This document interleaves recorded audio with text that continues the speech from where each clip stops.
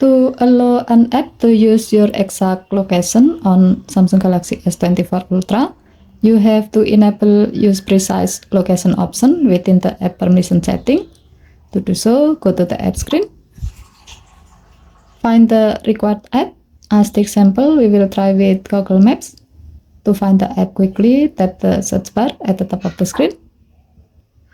Type the app name.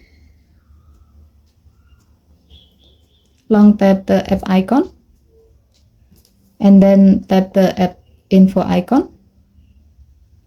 Under privacy section, tap permission. Tap location.